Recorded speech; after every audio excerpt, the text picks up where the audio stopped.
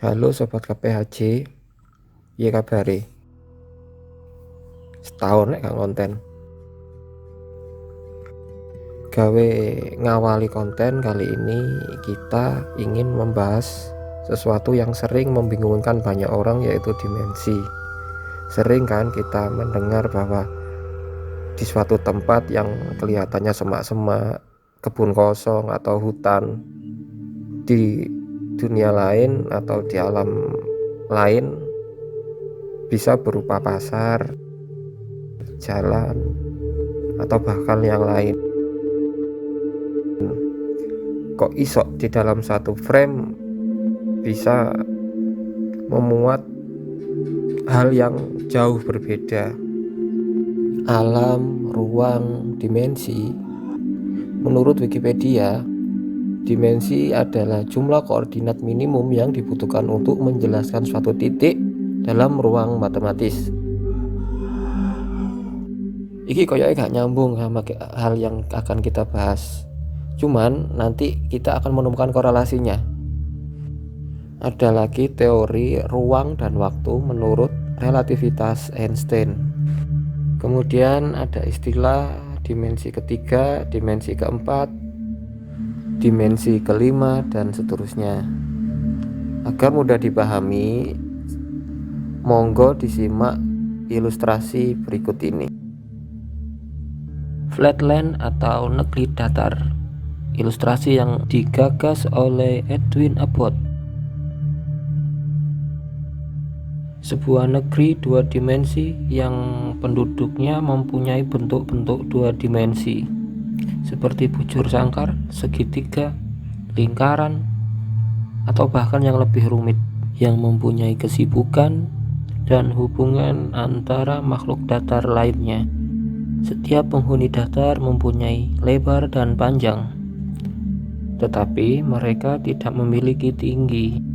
Mereka sangat mengerti kanan dan kiri, maju dan mundur, dan tanpa pengetahuan sama sekali konsep naik dan turun.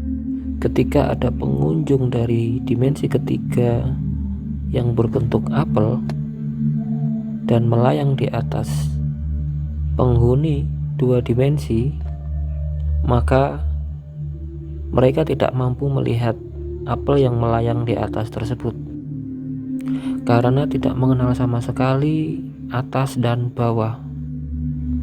Ketika apel mulai turun dan menampakkan diri di hadapan penghuni datar, yang terlihat hanya irisan melintang. Penampakannya hanya terlihat seperti titik-titik sesuai kontak dengan permukaan bidang datar dan sesuai dengan persepsi penghuni datar tersebut, dari titik-titik hingga menyerupai bentuk lingkaran. Ketika sebuah kejadian berhasil melempar penghuni datar ke dimensi ketiga, maka dia akan merasa kebingungan, melayang-layang. Pandangan kedua dimensinya akan lebih luas. Namun, dari sudut pandang penghuni datar, ia menghilang misterius. Muga titikake iso dipahami. Saiki ono piro macam dimensi kuwi? Nggak usah bahas dimensi keempat maupun kelima. Kadun. Di dimensi yang kita tempati saat ini terdapat banyak sub-sub dimensi, ratusan bahkan ribuan. Di setiap dimensi mempunyai waktu masing-masing, baik yang berjalan linear maupun paralel. Contoh dimensi frekuensi, dimensi bunyi, dimensi energi, dimensi cahaya, dimensi atom, dimensi subatomik, dimensi jin, dimensi transisi, atau yang lebih dikenal dimensi siluman. Wis akeh pokoknya dimensi kuwi. Wis saiki ayo membahas dimensi jin sampai dimensi transisi wae. Aku lebih seneng mengibaratkan dimensi iki koyok layar HP. Dalam layar HP ini terdapat banyak sekali aplikasi, ada banyak ruang di dalamnya, namun tidak saling terhubung antara satu aplikasi dengan aplikasi yang lain, kecuali pas HP ini error. Begitu pula antara alam kita dengan alam jin maupun alam transisi. Keduanya berada dalam satu frame, namun tidak saling bersentuhan satu sama lain, kecuali jika ada gangguan portal secara alami maupun di rekayasa. Alam jin, alam transisi, alam manusia masing-masing dihuni oleh makhluk dengan materi penyusunan yang berbeda. Manusia dengan 5 unsurnya, jin dengan unsur api utama dan unsur penyusun lainnya, makhluk siluman atau makhluk transisi, yaitu campuran antara DNA manusia dan DNA jin. Masing-masing juga memiliki bangsa-bangsa dengan kemampuan-kemampuan yang berbeda. Contoh makhluk jin dari bangsa Tal'uh.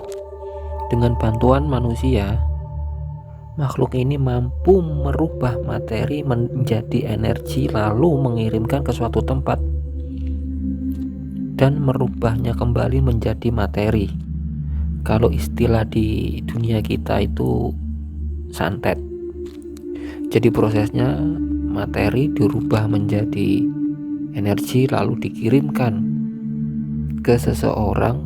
Setelah sampai di dalam tubuh seseorang, energi tersebut dirubah kembali menjadi materi, yang akhirnya mengganggu sistem metabolisme maupun sistem psikis si korban. Sedangkan penghuni alam transisi adalah makhluk yang sengaja dibuat atau makhluk dari dunia jin maupun manusia yang melakukan ritual khusus sehingga tubuhnya mampu menyesuaikan diri di alam transisi tersebut. Kemudian ada hewan maupun tumbuhan yang dibekali kemampuan menembus antar ketiga dimensi tersebut.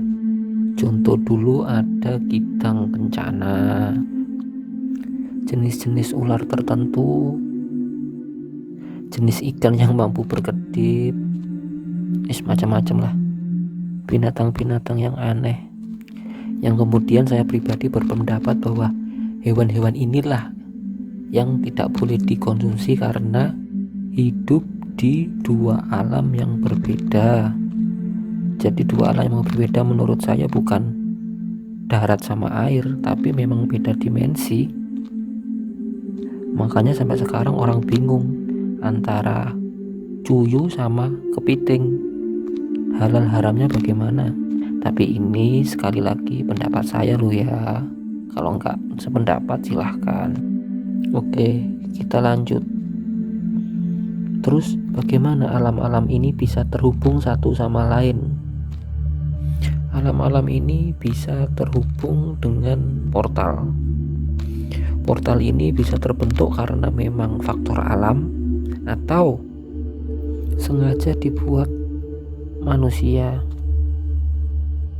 Jadi nggak semua makhluk dari 3 dimensi ini mampu keluar masuk seenaknya sendiri. Ada faktor-faktor tertentu yang harus dipenuhi. Tidak gampang makhluk jin masuk ke alam kita. Mereka harus mampu menyesuaikan diri dengan dimensi fisik di dimensi kita, karena memang mereka nggak punya fisik, dan banyak yang langsung meninggal jika mereka nggak mampu bertahan. Dan untuk melakukan penampakan, mereka harus menyesuaikan sesuai dengan persepsi manusia yang akan dijadikan target.